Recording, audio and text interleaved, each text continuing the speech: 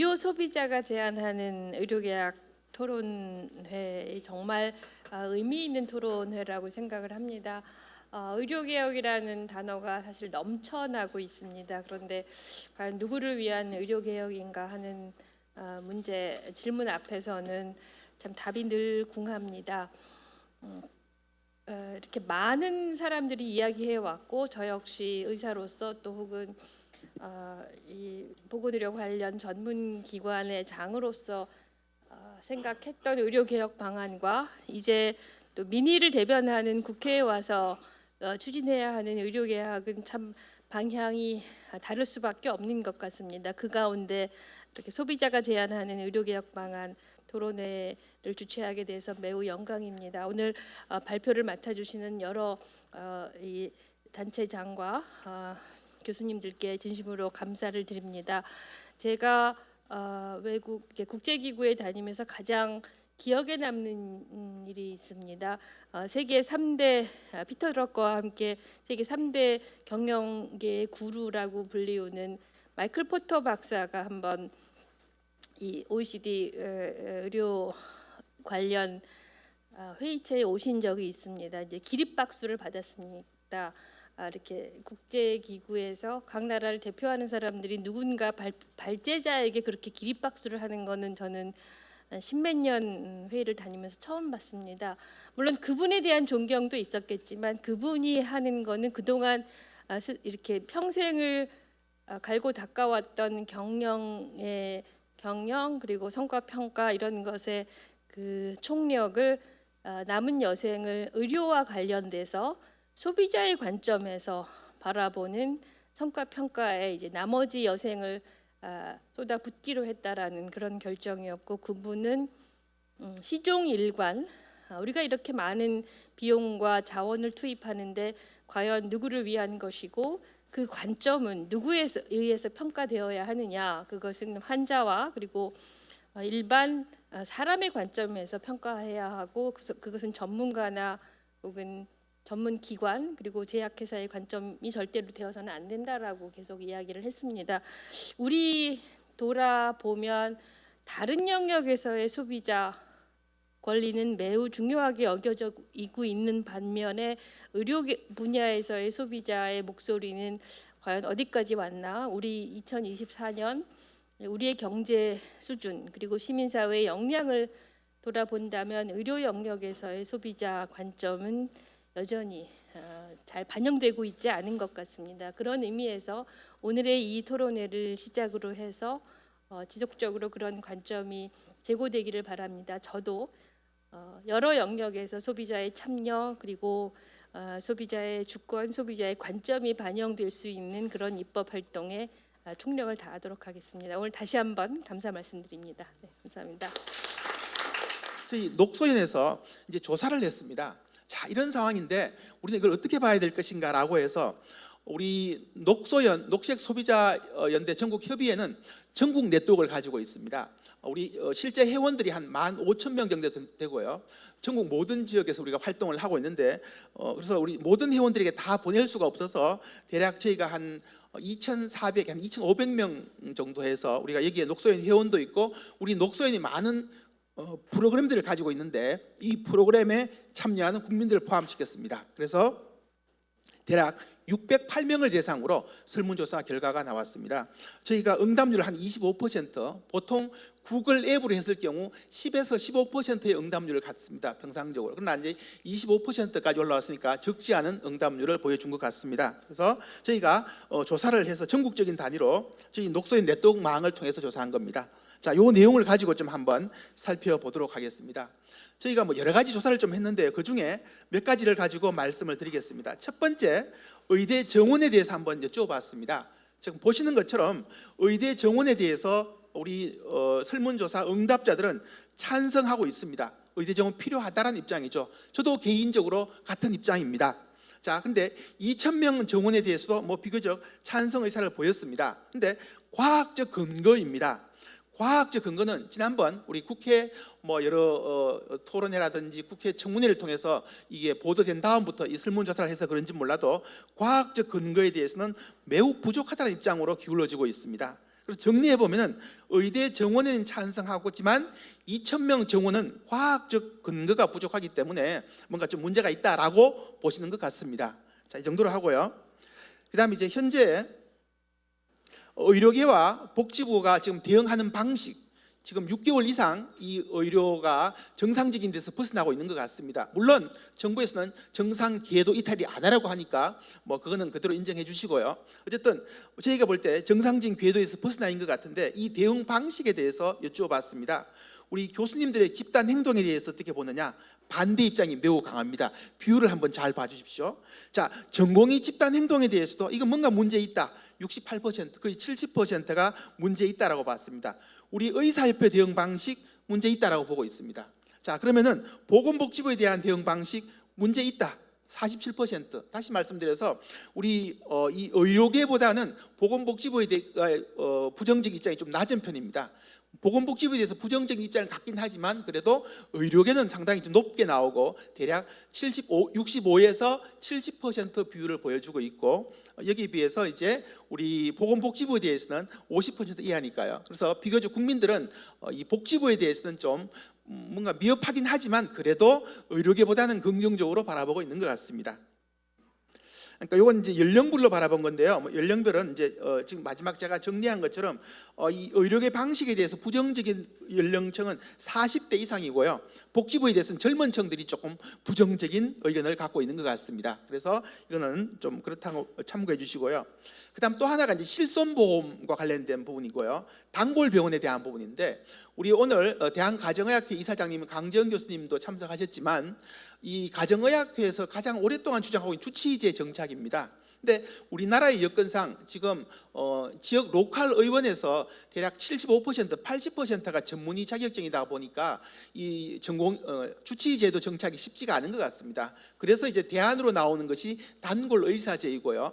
장애인 주치의제라든지 노인 주치의제, 뭐 앞으로 하려고 하는 치매 환자 주치의제, 특정인 대상의 주치의제를 추진하고 있는 게 정부의 기본 입장입니다. 그래서 저희는 주치의제를 물어보지 않고 단골 의사와 관련된 부분을 좀 물어봤습니다.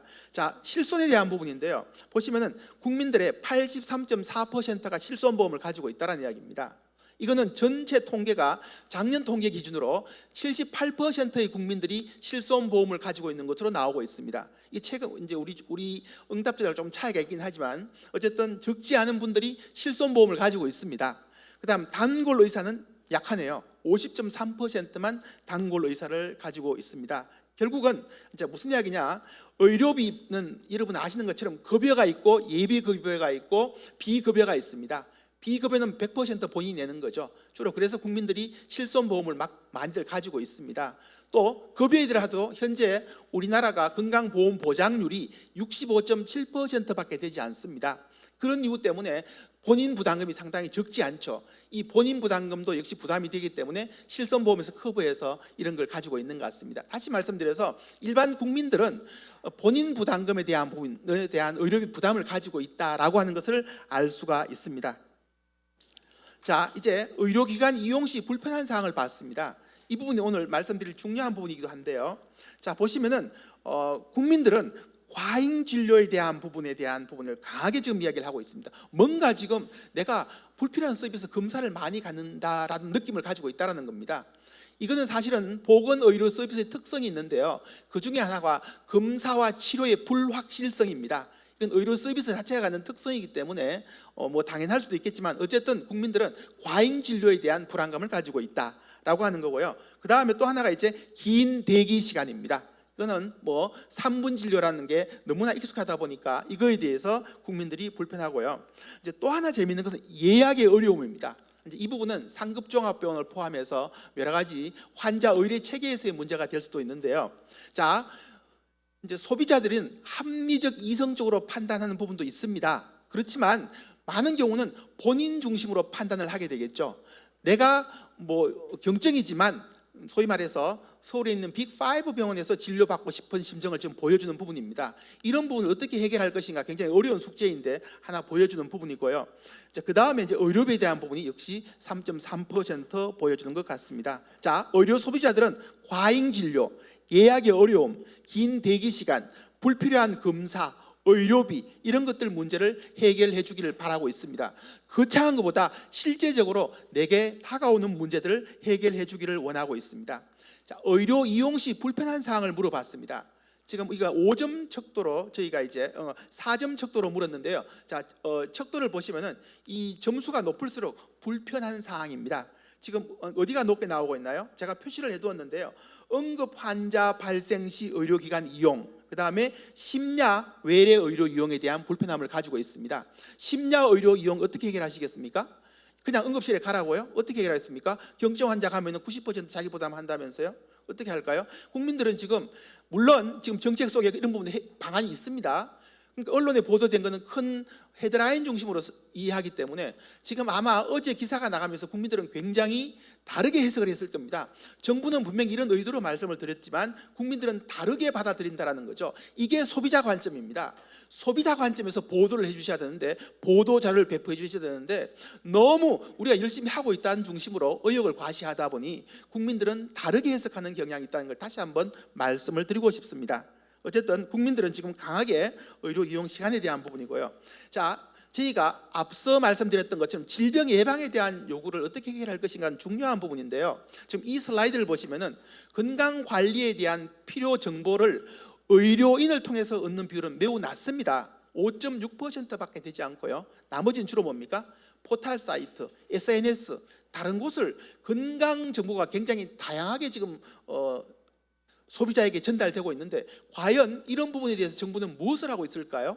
그래서 국민들한테 올바른 건강 정보, 자기 건강 관리에 필요한 정보들은 우리가 생각하는 만큼 의료인들에 의존하지 않습니다. 국민들은 이런 부분을 좀 참고를 해주셨으면 좋겠고요.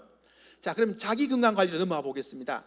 의료 소비자들은 원하는 것은 우리 스스로 내가 내 건강 관리 잘 해서 병원에 가지 않고 그냥 행복하게 살면 됩니다. 왜 자꾸 우리를 환자 취급을 해서 환자가 된 다음에 의료체계 이렇게 해줄게 라고 하는 중심으로 정책이 맞추어지는지 이해할 수가 없다는 거죠. 그래서 자, 자기 건강관리 역량에 대해서 살펴보겠습니다. 생각 이상으로 우리가 생각했던 것보다는 훨씬 자기 건강관리 방법에 대해서 국민들은 60% 이상을 잘 할 수 있다라고 자신감을 가지고 있는 것 같습니다. 자, 그다음 이제 응급 상황인데요. 자, 응급 상황에 대해서도 나름대로 거의 대략 뭐 한 60%, 50% 조금 안 되게 잘 대답했는데요. 제가 관심은 그 반대입니다. 노랗게 색칠하지 않은, 그렇지 않다, 전혀 그렇지 않답니다. 15%의 국민들을 생각하셔야 됩니다. 15%는 내가 아프면 이게 경증인지 중증인지 모른다는 이야기입니다. 지금. 근데 복지부는 어떻게 발표했습니까? 경증으로 응급실 가면은 이만큼 60에서 90% 본인 부담하랍니다. 저는 그 필요하다라고 본 사람입니다. 그렇지만 뭐예요? 정책은 밸런스를 맞춰야 돼요. 그럼 15%도 어떻게 하겠다가 같이 정책으로 제시가 되어야 되는데 한쪽만 치우쳤다라는 겁니다. 이게 소비자 관점에서 정책을 바라보지 않다라는 입장입니다. 자, 그래서 이 15% 어떻게 하실 건지 모른다는 거예요. 내가 경증인지 중증인지. 그러니까 이런 부분들에서 그동안 정부가 국민들에게 어떤 교육을 했고 어떤 정보를 주었는지 알 수가 없습니다. 자, 그다음에 이제 약사에 대해서 약 먹는 방법에 대해서도 보시면은 뭐 적지 않게 충분히 이해가 되는 것 같습니다. 역시 저는 반대편입니다. 3% 국민들 어떻게 하실 겁니까? 그래서 이런 부분들을 이제 우리가 고민을 해야 되는 부분입니다. 역시 건강 정보에 대해서도 신뢰성 15%, 16%. 다시 말씀드려서 앞서 쭉 보면 대략 15% 국민들은 뭔가 내가 어떻게 해야 될지, 건강관리 어떻게 해야 될지, 정보 어떻게 습득해야 될지 모른다는 이야기죠. 저는 이런 부분에 흔히 말해서 우리가 취약계층이라고 표현할 수가 있는데요. 저는 정부의 손길은 여기도 염두에 둬야 된다는 거죠. 그래서 이 부분을 말씀을 드리겠습니다. 자, 그래서 이제 이 슬라이드가 참 저는 좀 쇼킹했습니다. 저희가 물어봤습니다. 보건복지부가 정책 수립할 때 국민 의견을 수렴하고 있다라고 생각하십니까? 물어봤습니다. 여러분 보시는 것처럼 굉장히 좀 당황스러운 결과가 나왔습니다. 그렇죠? 여러분 지금 50%가 넘는 비율 국민들은 정부가 일방적으로 정책을 하고 있는 것 같다라는 입장입니다. 그래서 다시 한 번 더 말씀드리고 싶은 것은 정부가 의료 개혁해야 됩니다. 그리고 정책 방향 잡아서 진행하는 건 맞습니다. 그러나 국민들과 좀 더 소통하고 국민들이 무엇을 원하는지, 그리고 그 한쪽에 다른 우리가 사각지대에 있는 국민들의 입장도 충분히 고려한 정책이 마련되었으면 좋겠습니다. 그래서 어쨌든 우리 소비자가 더 적극적으로 나서야 된다라고 하는 게 마지막 우리 결론인데요. 한번 나누어 봤습니다. 녹소연 우리 회원들과 그렇지 않은 분으로 좀 나눠 봤을 때 비율은 비슷했습니다. 저는 그래서 이번 결과를 통해서 우리 녹소연이 좀 더 적극적으로 우리 소비자들의 의견을 대변할 수 있는 상황을 만들었으면 좋겠다라는 부분이고요. 마지막 결론을 말씀드리겠습니다. 의료개혁은 반드시 과외될 부분입니다. 그렇죠? 근데 저는 의료개혁의 목표를 다시 한번 더 되짚어 봤으면 좋겠습니다. 앞서 말씀드렸던 것처럼 저는 소비자 관점에서 목표를 제시하고 싶습니다. 국민들은 의료기관에 가지 않고 자기 건강관리를 통해서 평생 동안 건강할 수 있으면 됩니다. 그리고 의료 서비스가 필요한 경우, 혹시라도 의료 서비스가 필요하면 언제 어디서나 불편 없이 의료 서비스를 이용할 수 있으면 됩니다. 물론 지금 정부는 후자 두 번째 중심으로 진행하고 있는 것 같습니다. 전자도 고려하셔야 됩니다. 전자도. 그러니까 소비자들이 아프지 않으면 그 다음 단계는 굉장히 줄어들 겁니다. 그렇죠? 그래서 경증 환자들을 응급실에 가지 못하게 하겠다는 이유는 뭡니까? 응급실이 자기 기능을 할 수 있도록 하겠다는 거죠. 똑같습니다. 국민들이 아프지 않게 해주면은 지금 의료 체계의 문제는 자동적으로 해결될 수 있다라는 관점입니다. 자, 그다음 두 번째가 이제 저희가 우려하는 부분인데요. 지금 아직은 정보가 공개되지 않고 조각 나서 언론에 보도가 되다 보니까 걱정스러운 부분입니다. 지금 의료 개혁 정부가 추진하고 있는 필수 의료 정책 패키지가 완료되면은 완전히 치료 중심의 의료기관만 급성장을 하게 되고 국민들은 우리 의료 소비자는 건강보험료를 더 많이 내야 되고 지금 10조 어떻게 나오겠습니까? 6조 어떻게 마련할까요? 결국 우리 국민들이 부담할 수밖에 없는 구조입니다. 병원 간 환자들은 핑퐁 게임을 하게 되고 의료사고 소송을 못하게 되고 PA 간호사가 처치를 하는 그런 병원이 만들어지고 지역 필수 의료는 붕괴하고 의료 서비스 질은 저하되고 엉터리 의사가 진료하게 되는 이런 환경에 대해서 우리 전인수 이사장님께서 말한 계약이 되어서 안 된다고 하는 걱정하는 부분이 저희는 이 부분입니다. 그래서 이 확신을 우리 의료 소비자에게 심어줄 수 있어야 되는데요. 자, 이제 제가 결론으로 말씀을 드리겠습니다. 앞서 말씀드렸던 것처럼 피부 미용에 대한 관심, 실손보험에 대한 가입, 경증 환자들이 상급 종합병원 이용하고요, 불필요한 응급실 이용하고 뭐 여러 가지 우리 의료 소비자가 가지고 있는 문제점도 있습니다.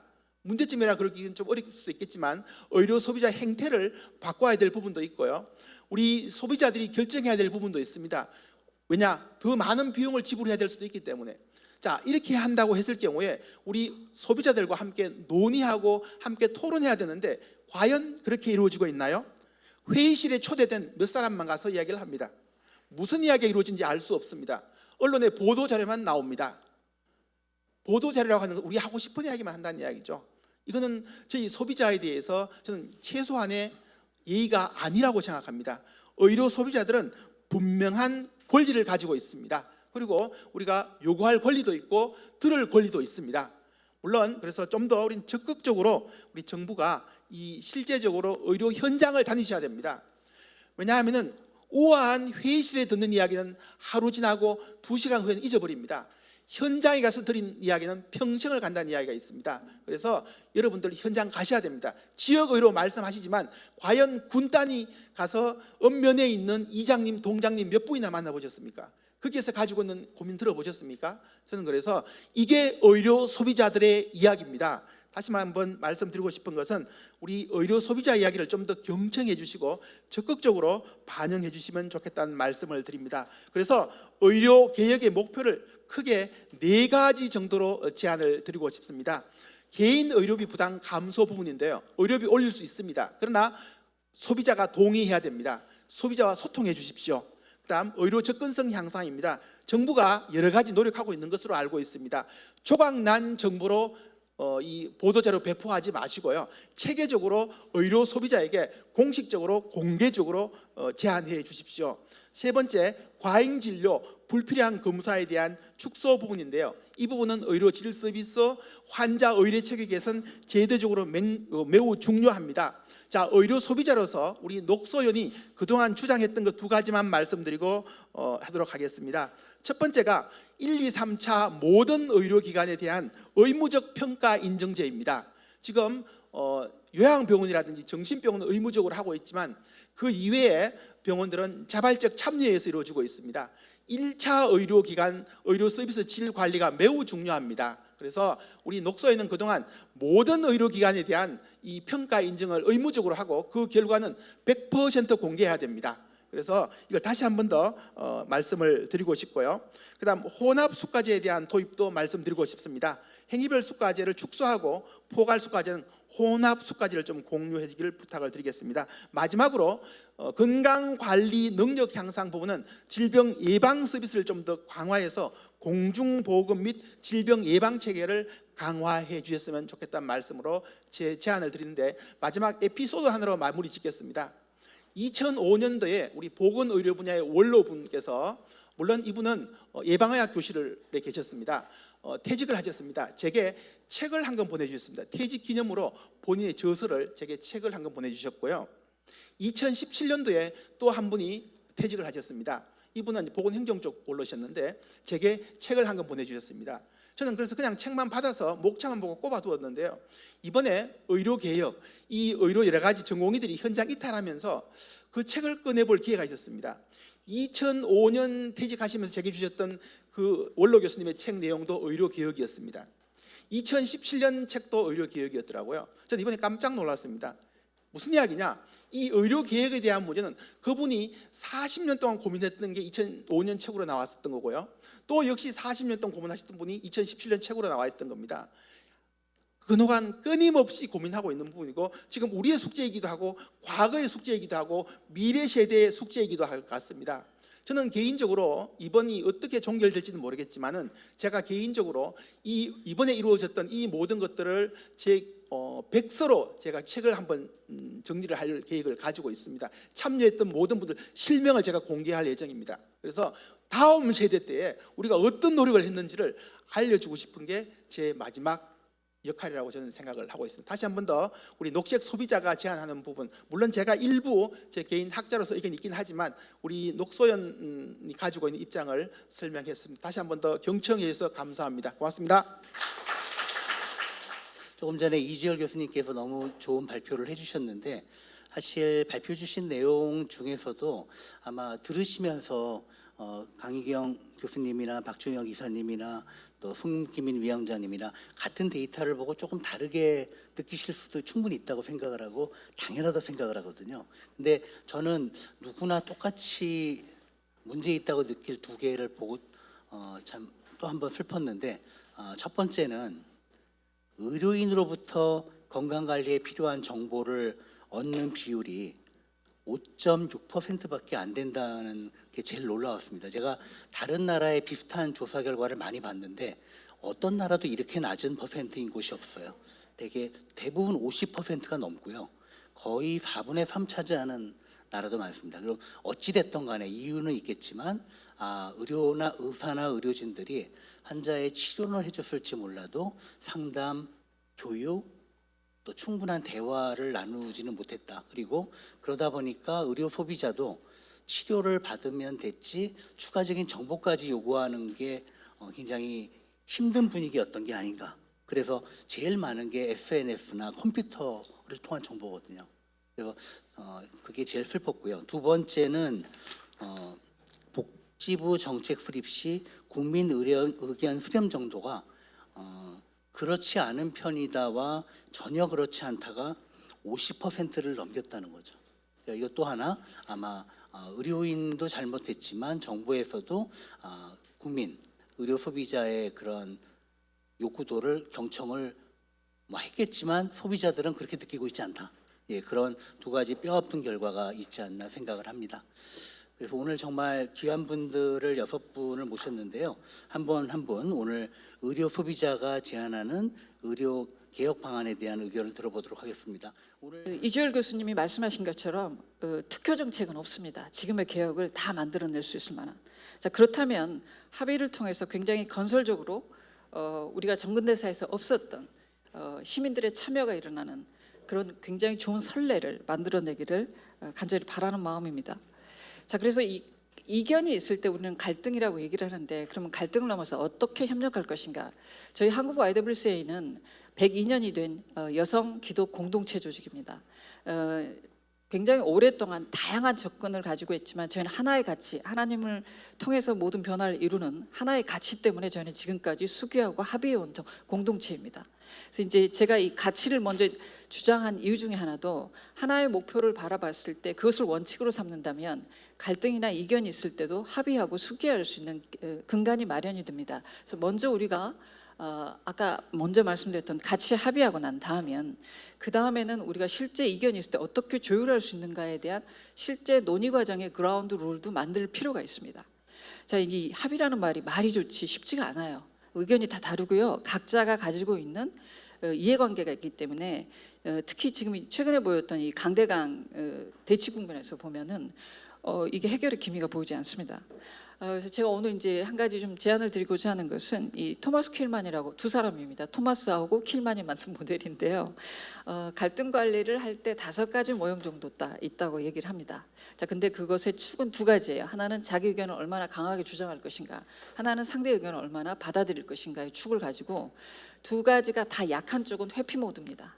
근데 자기 주장을 강하게 하는 쪽은 경쟁입니다. 자, 그런가 하면 남의 의견을 완전히 받아들인 쪽은 수용입니다. 그 뒷페이지에 보시면 표로 그려져 있습니다. 자, 그리고 중간에 반반을 포기하고 이거는 내가 내려놓고 저거는 상대 거를 받아들여야지 이렇게 하는 게 타협입니다. 자, 그런가 하면 우리가 소위 윈윈이라고 하는 협력이 있습니다. 이거는 서로가 100%를 다 얻어가서 결과적으로 200%를 얻게 되는 것을 의미합니다. 자, 근데 우리가 말로는 윈윈 하자고 하지만 사실 윈윈이 쉬운 일이 아닙니다. 그래서 이제 이것을 할 때 가장 중요한 계획은 실제 사람들이 갈등이 일어나는 이유 중에 하나는 논의하는 주제의 차원이 다르거나 개념을 잘못 잡았거나 각 주제별로 사안별로 그렇게 되면 갈등이 반드시 일어나게 되어 있습니다. 그래서 먼저 좀 정리를 해야 될 것이 먼저 우리가 생각해야 될 거는 각 주체별로 자기들의 우선순위를 좀 정할 필요가 있습니다. 모두 다 중요하다고 주장하지만 소비자 입장에서 뭐가 제일 중요한지, 자, 의료 공급자 입장에서는 지금 뭐가 제일 중요한지 아까 이주열 교수님이 세 주체가 가지고 있는 관점들을 다 비교해 주셨는데 그 관점들 안에서 무엇이 가장 우선되는지 우선순위를 각자가 정할 필요가 있습니다. 자, 근데 이 우선순위 안에는 중요도와 시급도를 다 같이 정해야지만 우리가 아까 갈등을 관리하는 방법을 선택할 수가 있습니다. 그러니까 예를 들면 윈윈을 하려면요, 중요하지만 시급하지 않은 주제를 다룰 때는 그렇게 할 수 있습니다. 그러니까 길게 시간을 가지고 장기간에 연구 조사를 하면서 서로가 협력할 때 그게 가능합니다. 그러니까 실제 이 의료교육의 전체적인 틀을 만들 때 우리는 긴 시간을 두고 수기하면서 만들어가야 되는 것이 있고, 반대로 굉장히 시급하게 빨리 지금 결정해야 될 게 있다면은 자기 주장을 강하게 해야 됩니다. 그럴 경우에는 자기 것을 주장해서 빨리 해야 되는데 양쪽 다 이번에 지금 의대 정원 사태는 어떤 것 같습니까? 어떤 모드로 정리한 것 같습니까? 양쪽 다 경쟁 모드를 쓰셨고 결과적으로 아무것도 이루어지지 않고 그냥 회피 모드로 바뀌었습니다. 위험해야 된 거죠. 그러니까 이거는 각자가 중요도나 시급도에 대해서 고려하지 않고 각자가 중요하고 시급하다고 생각하신 거예요. 자, 그런데 각자가 중요하고 시급하다고 생각하면 포기할 줄 알아야 됩니다. 그러니까 반반을 내려놓고 어떤 것을 합의할 것인가를 준비하셔야 하는데 그것이 없었다. 그래서 이제 앞으로 이런 틀로 정해 봤을 때에 우리가 조금 더 유능하고 성숙하게 이런 갈등을 관리하고 의사결정을 이뤄내고 장기간으로 우리가 비어있는 어떤 변화, 의료 계획에 관련한 변화를 이뤄내기 위해서는 이 내용을 다루는 맥락이 충분히 정리될 필요가 있다라고 좀 생각을 드립니다. 자, 그래서 마지막으로 오늘 이제 건설적인 논의를 위해서 이주열 교수님이 주신 내용 저는 대부분 다 동의하는데 우리가 오늘 이 주제의 정책적 제안도 지금 이대로 논의를 하게 되면 다 갈등이 일어날 수밖에 없게 돼 있는 부분이 있습니다. 왜냐하면 지금 마지막에 의료 계획에 관련해서 지금 보시면 의료 소비자가 얘기했던 의료 계획의 4가지는 아주 굉장히 명확합니다. 그거는 목표입니다. 또는 기대 결과예요.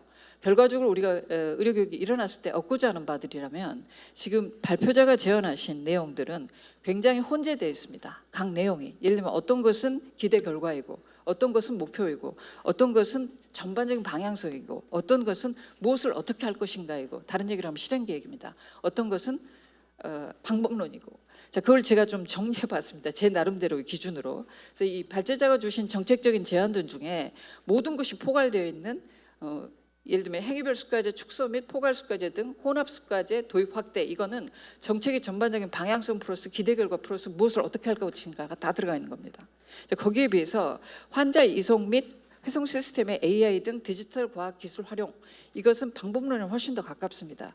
왜냐하면 이제 환자 이송이나 회송 시스템들은 이미 우리가 있기도 하고 그것을 AI 기반으로 어떻게 바꿀 것인가의 문제이기 때문에, 따라서 우리가 논의를 할 때는 각 주체가 달라졌을 때는 이거는 제가 뭐 구분한 기준이지만 우리 실제 협의가 일어날 때 이러한 기준들을 서로 차원들을 정리하고 난 다음에 논의를 했을 때 훨씬 더 건설적인 논의가 이루어지지 않을까 하는 마음으로 제안을 드립니다. 마지막으로 한 가지 아주 사소한 건데요. 이주열 교수님 자료 중에 틀린 부분이 하나 있어서 데이터가 말씀을 제가 사실 사전에 좀 녹소연에 말씀을 드렸는데 정정이 안 돼가지고 여러분의 그 자료집에 결과에 보시면 10페이지예요. 의료기관 이용 시 불편사항에 보면 데이터를 보시면 과양 진료가 지금 제일 높다고 하셨는데 사실은 짧은 진료 시간이 제일 높습니다.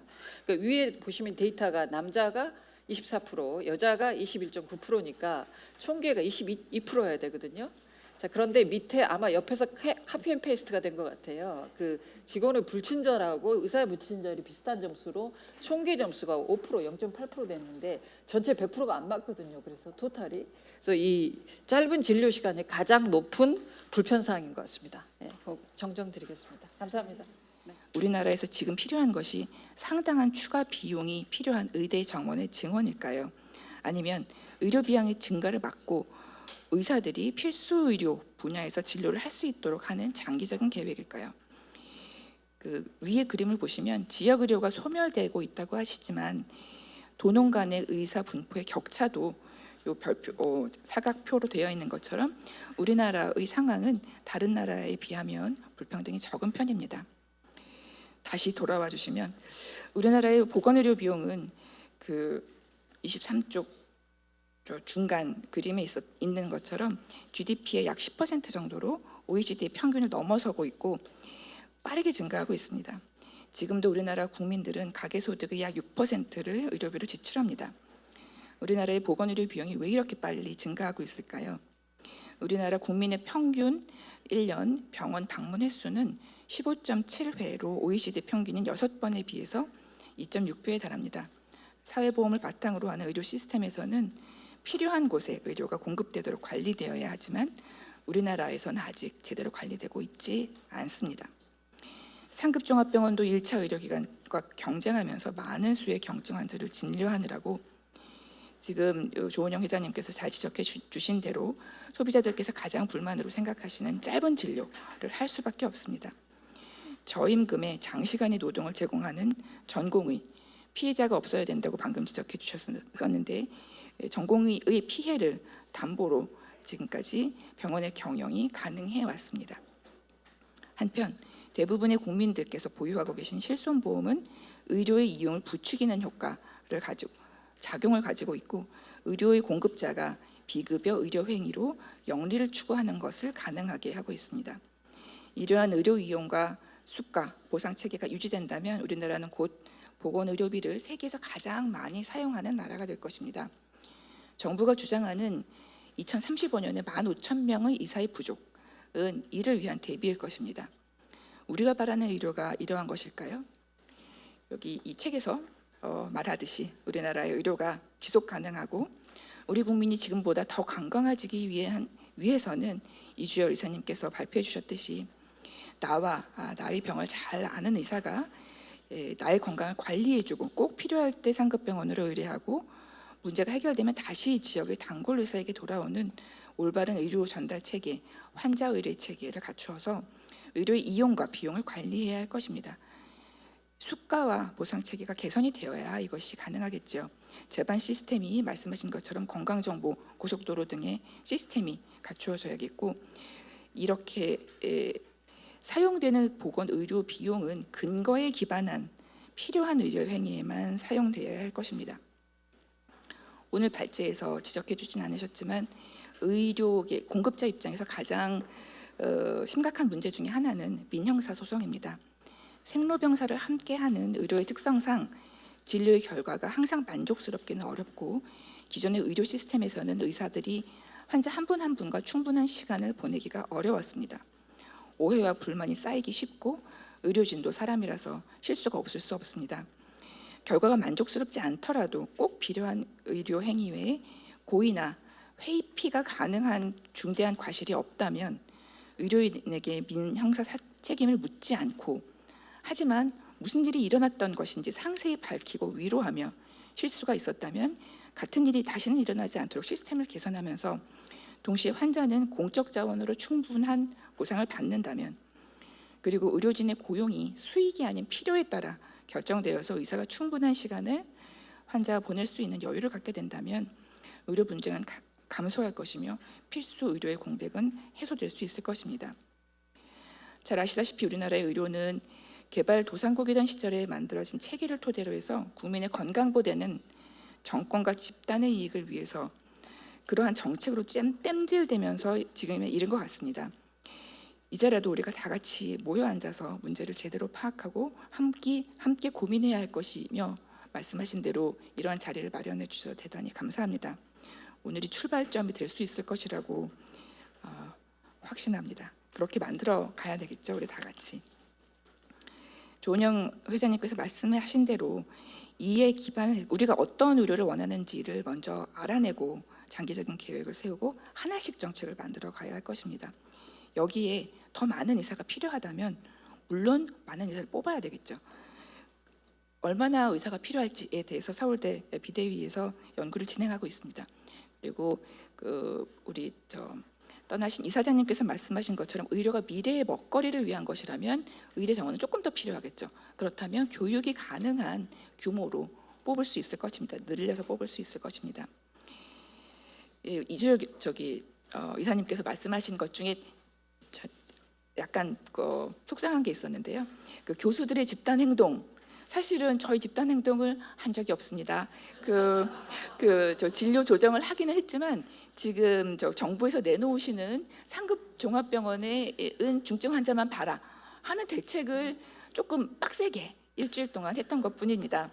네, 여기에 대해서 반대한다고 하시니 좀 슬펐습니다. 네, 여하간 지난 반년간 지켜보셨듯이 의료계와 정부는 대화의 물꼬를 트지 못하고 있습니다. 의료 소비자 여러분들께서 이끌어 주시기를 부탁드립니다. 감사합니다. 국민이 원하는 것이 의대 증원 2,000명이었을까요? 의료 소비자가 정말 원하는 게 무엇인가에 대한 포인트를 잘 잡았으면 의대 정원 이슈는 관심 없었을 겁니다. 왜냐?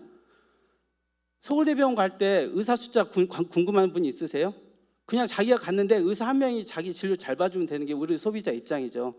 의사 숫자는 중요하지 않습니다. 어디 유명한 맛집을 갔는데 와, 음식도 정말 잘 나오고 가격도 저렴해. 근데 거기 안에 요리사 몇 명인지 궁금해요? 근데 문득 들어가 봤더니 취사장 들어갔더니 요리사가 한 명만 있는 거야. 이거 문제 있는 거 아니야? 그렇게 생각하나요? 요리사 대단하네 이렇게 생각하고 말죠. 사실 의사 숫자는 관심 있는 건 거기를 들어가는 공무원들입니다. 왜냐하면 공무원들은 효율성을 따지고 적절성, 예를 들어서 음식을 만든다는 경우에는 당연하게 고기 위생도 보고 해석도 봐야 하잖아요. 그런데 만약에 그 공무원이 요리사 1명으로 하면 왠지 위생이 안 좋을 것 같아. 강제로 한 요리사 3명으로 늘리고 월급을 한 3분의 1로 깎는 걸 입법을 해야겠다. 그럼 거기 그 식당 주인도 불만 없겠지. 근데 그렇게 되면 실제로 그 요리가 그 공무원 그 분의 그 위생도 더 좋아지고 그렇게 될지는 사실 의문입니다. 제가 말하고자 하는 것은 의대 정원 2,000명이라는 건 기본적으로 국민 소비자 입장에서의 관점에서는 중요한 문제가 아니었습니다. 근데 이것이 지금 이거 하나 가지고 지금 나라가 뒤집어졌잖아요. 예.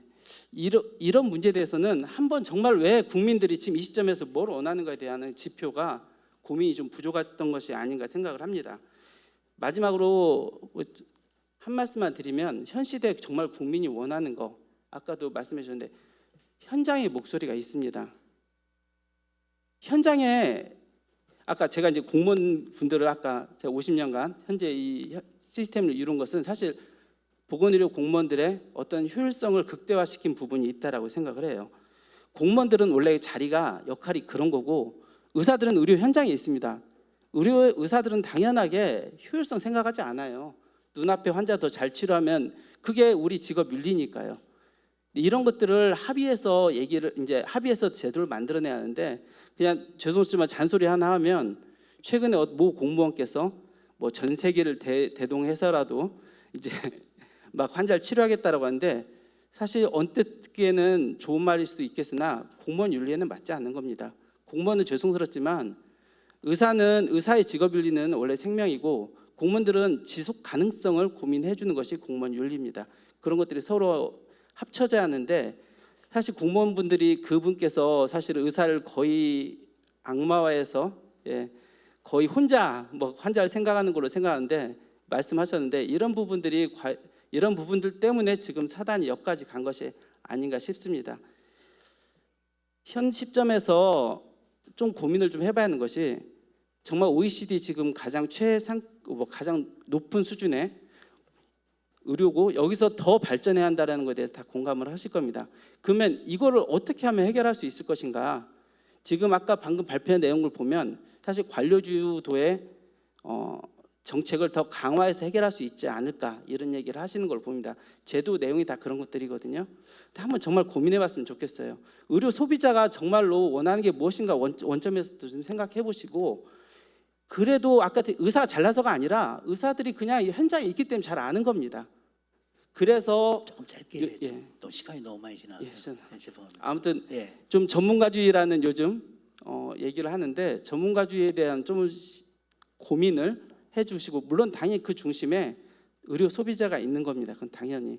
그래서 좀 이런 부분에 대해서 동굴의 우상, 아까 화두를 던져주셔서 감사한데, 이 부분에 대해서 좀 더 고민을 해주셨으면 좋겠습니다. 의료사고 처리 특례법은 교통사고 처리 특례법을 벤치마킹해서 발표를 한 겁니다. 근데 교통사고 처리 특례법은 1982년도에 만들어졌는데요. 사실은 1963년도에 자동차 손해배상 보장법을 근거로 해서 만듭니다. 자동차 손해배상 보장법은 어찌됐든 환자를 치료하는 것, 배상을 해주는 것이 우선이다.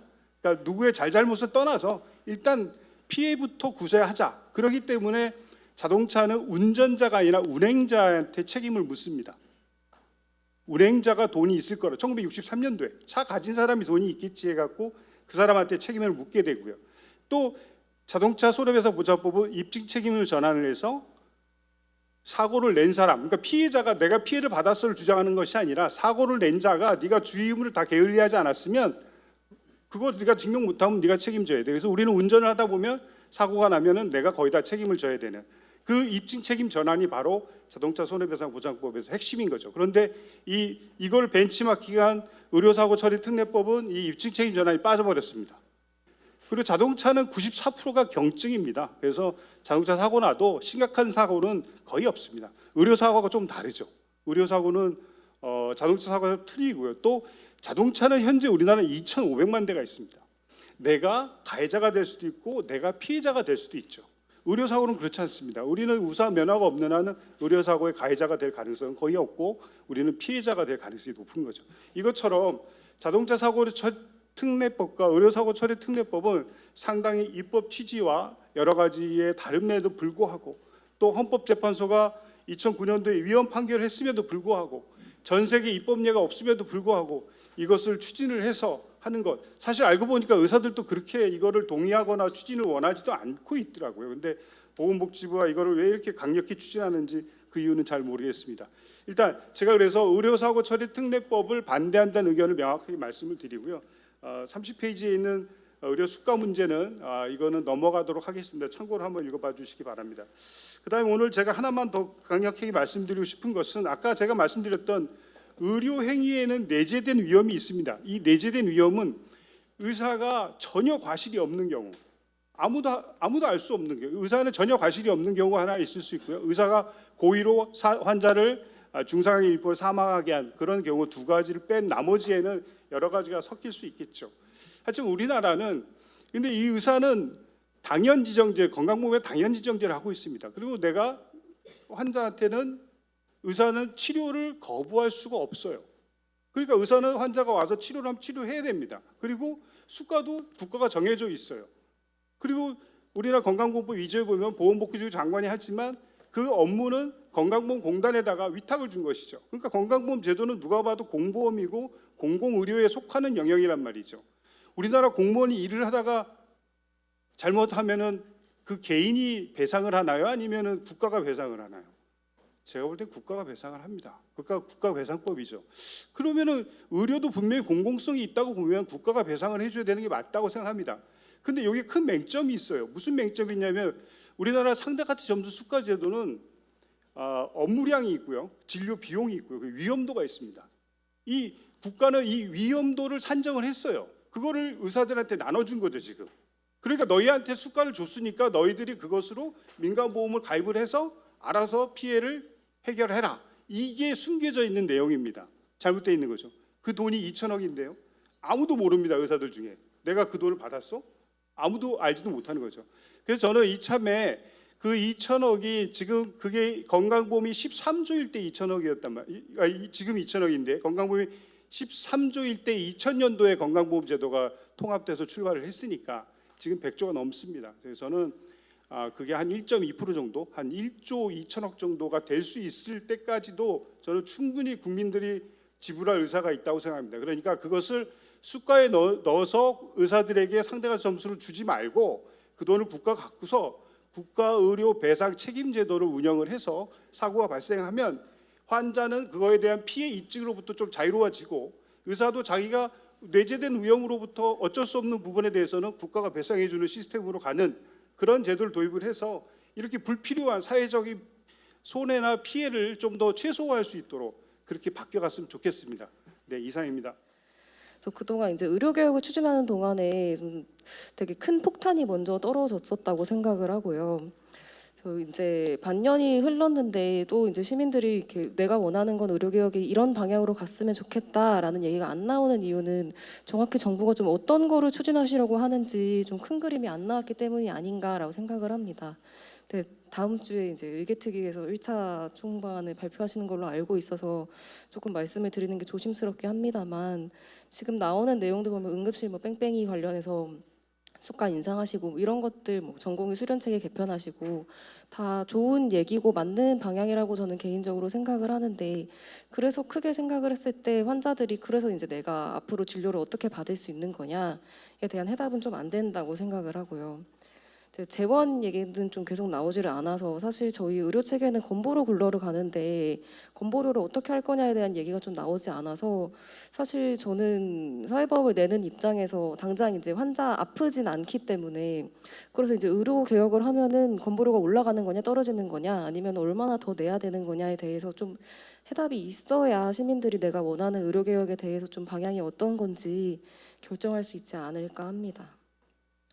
그리고 조금 시민들도 좀 달라져야 한다는 생각이 드는 게 이게 아까 그 동굴 말씀 주셨지만 사실 저도 그렇고 뭐 저희 친구들이나 부모님들도 그렇고 주위에서 이제 말씀 들어보면은 이제 내가 여기에 주체야라는 생각에 대해서 전혀 없으신 것 같더라고요. 이제 시민단체 활동하시는 분들께서는 다르시겠으나 좀 이런 것들도 주인의식을 좀 가지고 내가 원하는 게 어떤 건지에 대해 좀 생각을 해봐야 될 필요가 있다고 생각을 합니다.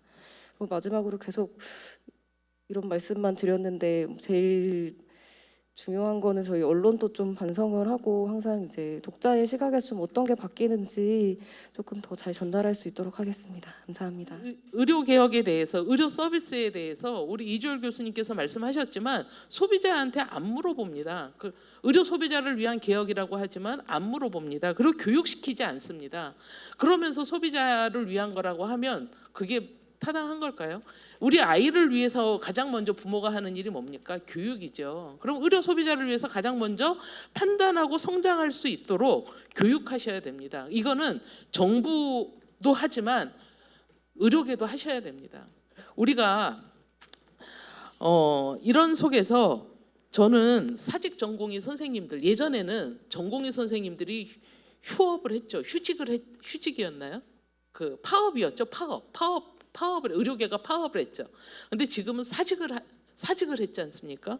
이 용어의 변천사가 우리 사회의 변천사고 사람의 변천사라고 생각합니다. 이 사직 전공의 선생님 사태를 보면서 아, 병원이 저렇게 운영되고 있었어? 그러네 뭐 이렇게 생각도 하게 되고 3분 진료가 될 수밖에 없는 병원의 경영 그 상황이 이 정도였어? 야, 의사 선생님도 굉장히 노동 강도가 세구나. 병원 경영진한테 저렇게 이렇게 압박을 받게 되는 거구나. 그래서 3분 진료밖에 할 수 없는 거구나 알게 되고, 그다음에 응급 시스템이 이렇게 응급 진단과에 의사 선생님이 있는 것만으로 안 되는 거고, 이 응급실이 운영되려면 이 배후에 포진돼야 되는 여러 종합적인 의사 선생님들이 계셔야 되는구나, 이런 거 알게 되는 거거든요. 이거 사직 전공의 사태가 길어지니까 관심을 갖게 되고, 비판만 하는 게 아니라 의료 소비자로서 관심을 갖게 되고, 이 부분에 대해서는 우리 사회가 함께 얘기하고 빨리 해결해야 되지 않을까라는 불안감이 굉장히 올라왔습니다, 사실은. 그래서 까만 옷을 언제 벗어야 될지를 잘 모르겠습니다. 이 사태에 해결을 해주셔야 될 것 같습니다. 그리고 보험 재정에 대해서도 우리 여기 계신 모든 선생님들이, 우리 녹소연 선생님들 많이 오셨는데 실비보험 많이 가입했을 것 같습니다. 저 역시도, 저는 이제 실비보험 돈이 나가는 주부이기 때문에 돈이 나가는 거를 반대해서 실비보험을 제가 못 들지만 우리 신랑이 가족보험으로 들어가지고 지금 그거 생각하면 병나는 거죠. 머리띠 묶고 이제 쓰러져 누워야 될 판이거든요. 왜? 우리는 그만큼 상급 종합병원을 이용하는 그런 몸 상태가 아니었거든요. 동네 병원에서 생협의원을 이용하면서 건강하게 살아가는 상황이었는데, 오히려 저희 부모님이 중증 환자인데 거기에는 또 실비보험이 가입되지 않았어요. 그러니까 이 언밸런스적인 이 가정 내의 의료 재정을 생각하면 굉장히 화가 나는 거죠. 근데 이 부분에 대해서 누구도 정확하게 저희한테 알려주지 않았습니다. 근데 이번에 사직 전공의 사태를 겪으면서 우리나라 보험 재정이 2000 몇 년이면 고갈된대. 그러면 내가 건강보험비를 더 내야 돼? 더 내야 된다 그러면 얼마를 더 내야 되고, 그 내는 것만큼 내가 얼마만큼 보장받을 수 있는 거지? 이 부분에 대해서 알려주셔야 됩니다. 알려주셔야 되고, 의료개혁이 이루어졌을 때 의료 소비자가 부담해야 될 상한선의 건강보험비는 이 정도야. 이 정도를 부담하면 이렇게 보장돼. 이러한 소비자 언어로 소비자가 그림을 그릴 수 있도록 알려주셔야 됩니다. 그런데 맨날 뉴스를 보면 의정 간의 갈등이 보이는 거죠.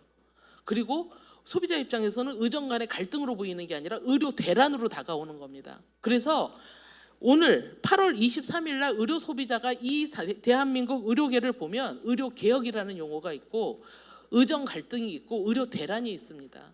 이거 어떻게 하실 겁니까? 그래서 이 부분에 대해서 용어 정리도 필요하고, 이 세 가지 문제를 한꺼번에 풀어야 되는 건지 아니면 우선순위를 갖고 판단해서 풀어야 되는 건지, 지금 여기에서 그 의료사고 특례법, 소비자 당연히 반대하죠. 근데 쟁점 토론을 하기에는 너무나도 의료 소비자 입장이 아니라고 생각이 되고, 이 상황에 대해서 의료 소비자는 이게 불안해, 그게 다랬기 때문에 이 상황을 어떻게 돌파할 것인가, 바늘기 같은 그 구멍 하나를 찾기 위해서 오늘 이 자리를 저희는 마련했다고 말씀을 드리고 싶습니다. 그래서 의료계나 정부나 대화를 하셔야 된다라고 많은 사람들이 얘기했지만, 저는 이제는 어쨌든 정부가 의료계를 생각하지 마시고요, 의료 소비자를 생각하셔서 지금 이 의료 대란의 상황, 의료 소비자가 처한 의료 대란의 이 상황을 좀 의료 소비자를 위해서 그냥 구멍 하나 내주셔야 된다고 생각합니다. 예. 그리고 의료개혁 특위에 대해서 추진하고 계시는데, 8월 말에 어떤 내용이 나오면 뭐 의협에서도 의견을 얘기를 할 거고, 언론에서도 얘기를 할 거고, 우리도 얘기를 하고 그럴 텐데, 그건 그 다음에 또 할 수 있겠죠. 그렇지만 지금 상황에 대해서 좀 해법을 좀 내주셨으면 좋겠다라는 생각을 좀 말씀드리고, 가장 중요한 거는 의료 소비자한테 투자하십시오. 의료 소비자를 양성해야 이렇게 강대강 갈등이 있었을 때 야단칠 수 있는 의료 소비자가 있는 거 아닙니까? 그래서 좋은 의료 소비자가 있는 나라가 좋은 의료 서비스가 있고, 좋은 의료 전달 체계가 있고, 개혁을 이루는 나라가 될 거라고 생각합니다. 그래서 똑똑한 소비자는 있는데 좋은 의료 소비자를 위해서 정부한테 좀 부탁드립니다. 예, 고맙습니다. 정부도 지금 소비자 입장에서, 그리고 또 의료계 입장에서 조금 더 고민을 하고 저희 용어라든지 아니면 제도 개혁을 하는 접근 방법들에 대해서 또 고민하겠다는 말씀드립니다. 그리고 소비자분들하고도 저희가 이제 예전에는 캠페인을 하거나 이런 식으로 해서 소비자분들을 마치 정부의 어떤 것들을 동원하거나 이러한 형태였다면 이제는 어떤 생각을 갖고 계신지를 조금 더 듣고 정책에 반영될 수 있도록 저희가 좀 의료개혁 특히 논의 과정에서도 그런 과정을 거치겠다는 말씀을 드리고요. 또 한편으로는 저희가 의료개혁 특위라는 것이 어찌됐든 대통령 직속 자문위원회로 구성이 돼 있고 틀이 만들어져 있습니다. 그리고 저희도 의협이나 그다음에 의학회 전공의 협회에 계신 분들 기다리고 있고 사실 이 장이 어떤 장이 되느냐 사실은 이미 뭐 정해져 있고 답이 정해져 있고 그다음에 구조가 정해져 있어서 이 특위의 논의에 대해서 부정하시는 분들도 있고 그렇게 보시는 시각도 있다고 생각을 합니다. 그렇지만 어차피 사회적으로 만들어진 판이니 이 판에서 저희가 어찌됐든 치열하게 논쟁을 하고 또 결론을 내는 것도 의미가 있다고 생각을 합니다. 그래서 지금 이 꾸려진 이 판이 과거에 했던 여러 가지 특위들이 그냥 무늬만 특위였던 그런 걸로 끝나는 것들이 많았는데 이 특위가 뭔가 성과를 내고 또 이 안에서 의료계는 의료계대로 또 환자 소비자는 소비자대로 자기들의 얘기를 솔직히 할 수 있는 그런 논의장이 됐으면 좋겠다는 말씀을 드리고요. 그리고 저희가 여러 가지 개혁 과제를 하겠다고 밝히고 있지만 뭐 저희가 이제 뭐 곧 발표할 개혁 방안도 여러 가지 이제 시각이 있으실 것 같습니다. 그렇지만 그거의 세부적인 이행 과정을 만드는 것도 또 굉장히 중요한 일이기 때문에 저희가 1차 개혁 방안을 내고 또 이어서 계속 순차적으로 낼 텐데 그 과정들에 좀 참여해 주셔서 말씀 주시면 좋겠다는 말씀 드리고요. 그리고 아까 말씀 그 발제에서 예방 쪽 말씀 주셨는데 저희가 너무 그간의 예방에 대한 얘기들을 좀 소홀했었던 부분들이 또 있었던 것 같습니다. 그래서 저희가 그런 부분들도 특히 논의 과정에서 지금은 워낙 닥쳐 있는 현안이 다급하기 때문에 중증 중심으로 상급 종합병원을 개혁하고 하는 부분들에 대한 얘기를 하지만 저희가 특위의 활동 종료 시점이 없습니다. 그래서 저희가 예방의 문제라든지 또 소비자의 문제라든지 이런 것들 좀 다루겠다는 말씀을 드립니다. 그러니까 참 여러 가지 생각이 듭니다. 시스템 개혁을 해야 되는 상황이 됐는데요. 수가에 대해서도 그렇고 전공의들이 어떻게 일하고 있는지에 대해서도 그렇고 일반 국민들 또 저희 가족들이 알 이유가 없었는데 이제는 매우 많이 알고 있습니다. 그래서 이러한 시점이야말로 또 의료계가 원하시고 또 소비자와 국민들이 원하고 또 정부도 지속 가능한 의료 체계를 꾸리기 위해서 다 같이 머리를 좀 맞댈 수 있는 기회의 정이 열렸다고 생각을 하고 있고요. 의대 정원 증원으로 촉발된 여러 가지 갈등의 부분들은 있지만 이러한 이슈가 모든 개혁의 이슈를 잡아먹지는 않았으면 좋겠다는 생각을 개인적으로 가지고 있습니다. 그래서 오늘 계기로 해서 저희도 조금 더 열린 마음으로 소통을 하고 또 여기 이제 의료계에서도 나와 계시지만 어려운 부분이나 아니면 좀 과감하게 말씀하시는 부분들은 저에게 제기해 주시고 그렇게 해서 좀 건설적인 토론이 일어나서 누가 봐도 이런 방향으로 가면 되겠다라는 그리고 현장에서 통할 것 같은 그러한 대안들이 마련될 수 있기를 바라고 있습니다. 제가 좀 이렇게 마음이 굳지를 못해가지고 좀 그러긴 한데요. 좀 따뜻한 마음으로 열린 마음으로 하고 있으니까 좀 지켜봐 주시라는 말씀 드리면서 제 토론을 마치겠습니다. 감사합니다.